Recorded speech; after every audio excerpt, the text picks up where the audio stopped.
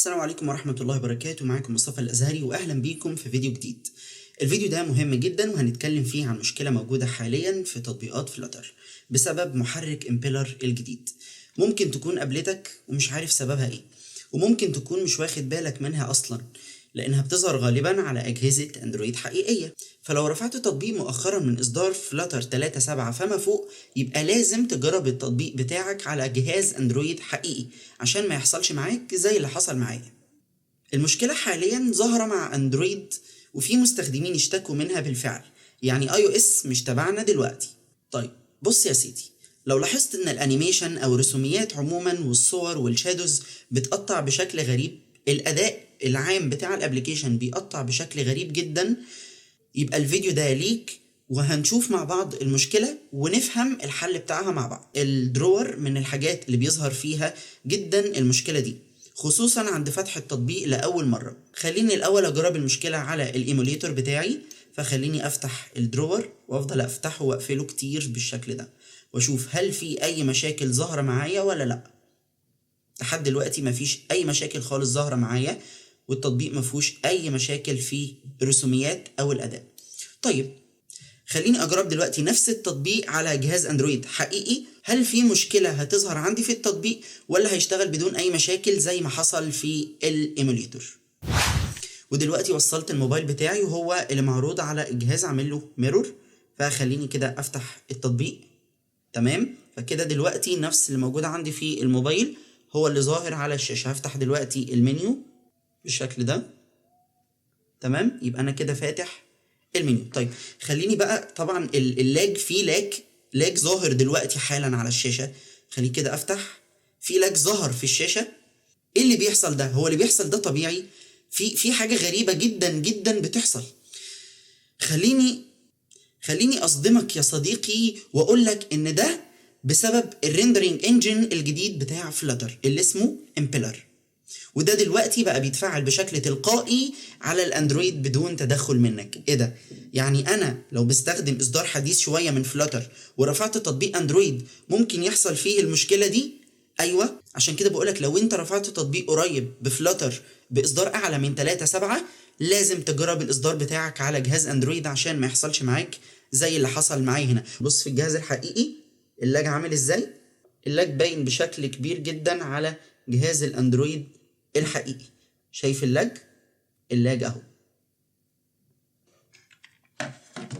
السؤال المهم دلوقتي هو ليه فلاتر عملوا كده اصلا؟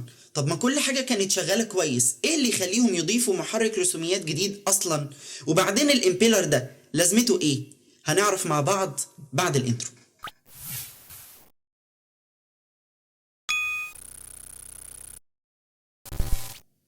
طيب مبدئيا كده وقبل اي حاجة، يعني ايه ريندرينج انجن؟ باختصار هو الجزء اللي مسؤول عن عرض اليو اي بتاع التطبيق على الشاشة، يعني هو اللي بيرسم العناصر وبيتعامل مع الانيميشن والجرافيك بشكل عام. فلاتر زمان كانت بتعتمد على محرك اسمه سكيا، ولكن مؤخرا قدموا محرك جديد اسمه امبيلر وبيقولوا انه احسن واداؤه افضل. هحاول الخص لك الموضوع في دقيقتين. اي تطبيق بيكون فيه جرافيكس وانيميشن وشادوز ايا يكن، فكل دي حاجات الريندر انجن هو اللي بيرسمها على الشاشة عندنا. طيب فاللي كان بيحصل ان انا دلوقتي فتحت التطبيق ففي عندي عناصر معينة المفروض يتعمل لها ريندر، ففي عندي صور وانيميشنز وشادوز وما الى ذلك. فالحاجات دي زمان لما كنت بفتح تطبيق العناصر دي كلها كان بيتعمل لها ريندرنج، ولو في عندي انيميشن تقيل شويه او عناصر كتير جدا في السكرين عندي المفروض ان يتعمل لها ريندر في وقت قليل، فلو في فريم اخد وقت اطول من اللازم بيحصل عندي حاجه اسمها فريم دروب. الفريم دروب ده هو اللي بيعمل عندي مشاكل في اليو اي بتاع الابليكيشن بتاعي. راح فريق فلاتر قال لك احنا عايزين نطور الريندرنج انجن ده، عايزين نعمل محرك جديد اسمه امبيلر، والامبيلر ليه مميزات اهمها انه بيعمل بري كومبايل لكل الشيدز او العناصر اثناء البيلد تايم، وده معناه ان الانيميشنز هتشتغل اسرع من غير تقطيع والاداء العام للجرافيكس هيكون احسن، على عكس المحرك القديم اللي فلاتر كانت بتستخدمه اللي بيعمل كومبايلنج اثناء الران تايم اللي بدوره ممكن يعمل جانك او فريم دروب مع الجرافيكس التقيله. في قدامنا هنا مقارنة بسيطة بين الامبيلر والسكيا اللي هو المحرك القديم، وظاهر فيه ان الامبيلر بيعمل معالجة او بيعمل كومبايلنج او بري كومبايلنج اثناء البيلد تايم، على عكس السكيا اللي هو المحرك القديم اللي بيعمل كومبايلنج اثناء الران تايم. فباختصار محرك امبيلر يعتبر قوي واضافه ممتازه للاي او اس، لكنه لسه في بداياته على اندرويد، فوارد يكون في مشاكل في البدايه، زي ان الانيميشن يكون بطيء شويه والحركه مش سلسه، او انه يحصل تقطيع في الجرافيكس زي ما شفنا مع بعض، وده اللي بنسميه فريم دروب. طيب السؤال اللي اكيد جه في بالك دلوقتي، يعني نستخدم الامبيلر ده ولا نشيله؟ اجابة السؤال بسيطة جدا. لو انت شغال على اي او اس سيبه في الاي او اس لانه عمل فرق كبير جدا، لكن لو شغال على اندرويد يبقى الافضل حاليا اننا نعطله بشكل مؤقت لحد ما يبقى مستقر شوية، لانه حاليا في مشاكل زي ما شفنا مع بعض. اهو فريم دروب، حصل معايا مشاكل في اليو اي. تمام. طيب خليني ارجعه تاني. مفيش اي حاجة ظاهرة عندي في الموبايل.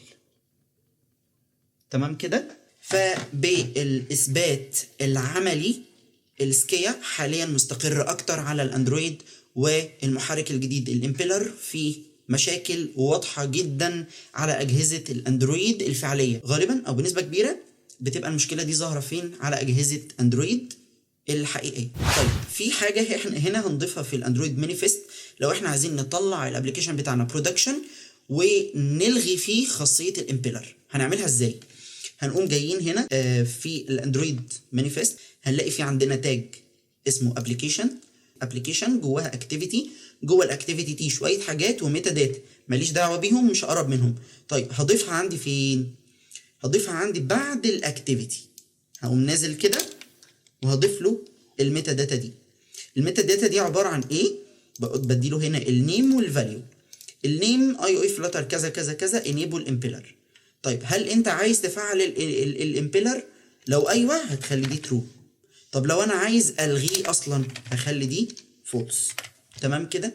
وزي ما قلت انا عن تجربه شخصيه، والتطبيق اترفع على متجر جوجل كاختبار داخلي، جربته وانا مفعل الامبيلر او هو متفعل بشكل تلقائي، وجربته وانا لاغي الامبيلر بدون الامبيلر حاليا افضل. نصيحة أخيرة، لو هتعطل الامبيلر أنصحك بلاش تسيبه متعطل دايما، يعني خليه دلوقتي متعطل بشكل مؤقت لحد ما المشاكل بتاعته تتحل ويبقى مستقر أكتر على الأندرويد، واستخدمه بعد كده لأنه فعلا هيحسن الأداء. وزي ما شفنا من شوية مش هيبقى في عندك شيدرز في الران تايم، وهيحسن الأداء بشكل كبير. وبس كده، ما تنساش تعمل اشتراك لو المحتوى عجبك، ولو الفيديو عجبك ما تنساش تعمل لايك وشير الفيديو لو في حد انت شايف ان الفيديو ده هيفيده. كان معاكم مصطفى الأزهري، والسلام عليكم ورحمة الله وبركاته.